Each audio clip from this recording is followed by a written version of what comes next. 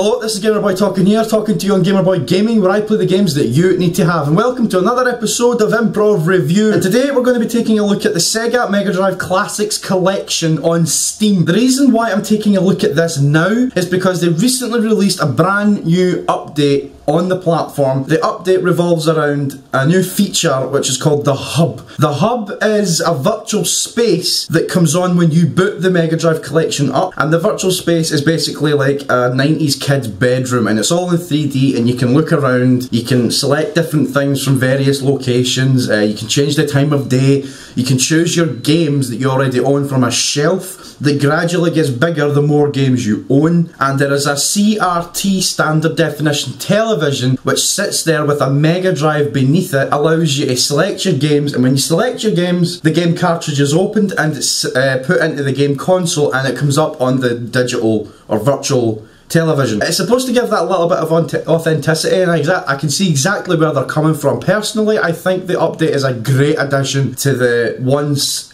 lackluster emulator that was on Steam beforehand. I mean, if you take a look at the emulator that was released first when the SEGA Classics Collection came out on Steam, it was very minimum, very limited, very basic, nothing was going for it. You couldn't use a controller off the back, you couldn't take screenshots, you couldn't do anything like that. Well, that has all changed now. The SEGA Classics Collection on Steam now allows you to use a gamepad the second it boots up and use it to navigate around the menus and select a game. However, at the moment, there is very limited gamepad compatibility. I was able to control and navigate through the emulator perfectly well with a 360 controller. This may or may not be the same for everybody else, but a lot of people were complaining that they could not use their Steam controller, USB Genesis controllers, 6-pack controller, loads of other different gamepads were not very compatible with this emulator. I'm sure SEGA are going to update that, and I'm sure they're going to fix it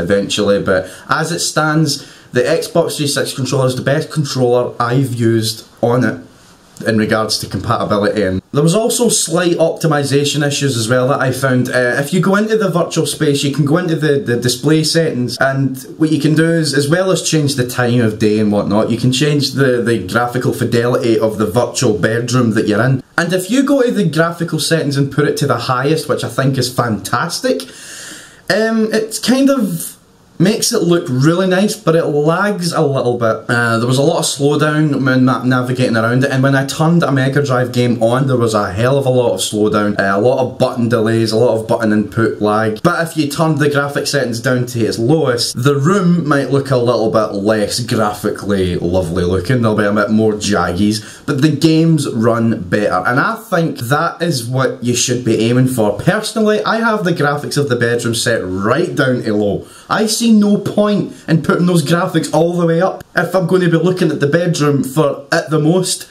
59 seconds to go and play a game for the remainder of the day or whatever. The biggest addition to this new update on the SEGA Mega Drive Collection is the inclusion of the Steam Workshop.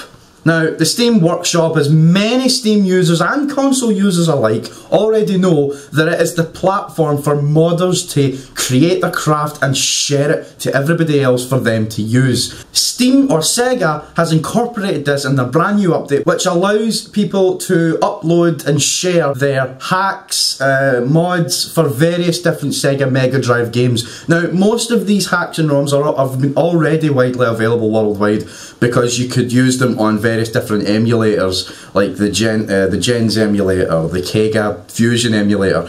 All those different types of emulators were used as a platform for people to build and create ROM hacks and put them on the emulators, or put them on a cartridge so that you can play them on the Mega Drive console itself. This is now being made into a platform where people can legitimately do it. At the time of my Let's Play, there were only 5 mods available, and at the time of this review, which is a near 18-19 hours later, there are over 160 mods available on the Mega Drive Collection, and that is a substantial rise in content. There was various mods that I came across, some of which were not in my Let's Play reviews or my Let's Play video, and that was the inclusion of a character mod that was added to Streets of Rage 2. That mod allows you to play as every single character, even NPCs, which was just weird and just really fun. I've played it before on an emulator, but it was very brief. It feels... Personally, it feels better to play these mods on Steam because I have authenticity issues. I like to play my games authentically.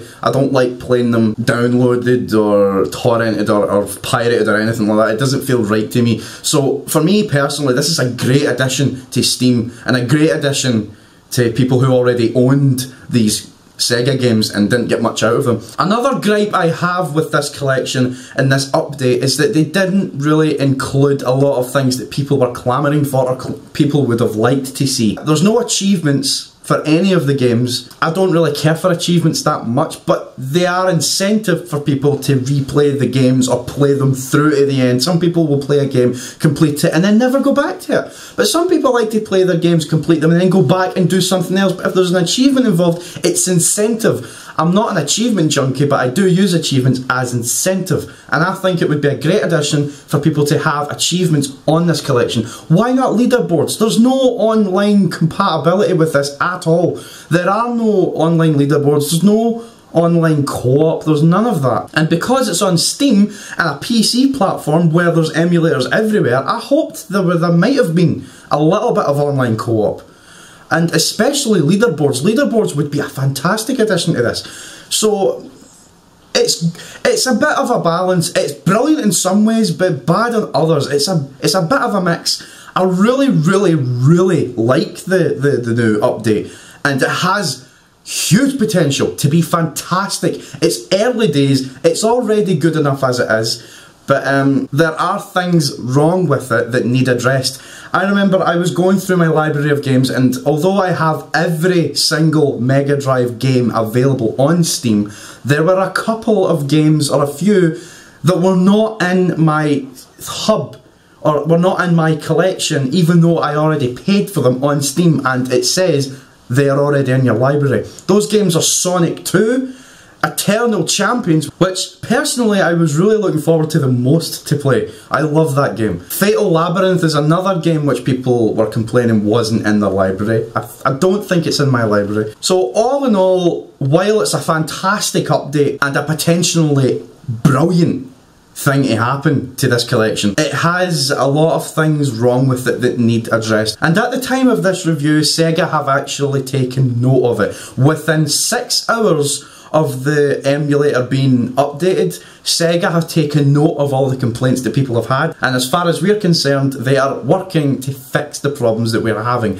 and I can commend them for that. For the most part, you can play it. It's not unplayable. It does work when you get past all the little tediously bad things that you need to fix, such as the graphics settings, the lag, the input problems, you know, the input lag. When you get all that fixed, the emulator is very playable, and it is fantastic when you get it fixed. Another problem I had was when you turn the game on, the game is presented on a virtual television screen, but when you go into full screen, although the games are in 4:3, but they are surrounded by these grids, which I wish you could turn off, and it has the top and bottom horizontal lines that I don't like either. I wish you could stretch them. I wish there was a little bit more graphical options in it, but like, I'm actually starting to find more things wrong with it, because it's not that bad. There are not many things wrong with it, but there are things wrong with it that do need addressed, but for the most part it's very playable. So I think that's all I can say about it. So if I was going to give this a recommendation, I highly recommend it if you're a Mega Drive fan or a Genesis fan or a retro junkie or anyone that likes old games in general and has a Steam account. If you're any of those things I mentioned, chances are you already have this collection and you have this update.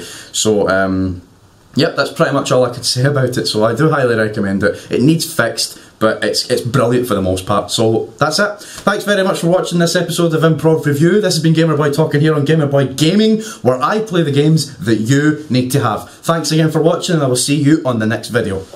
Cheerio.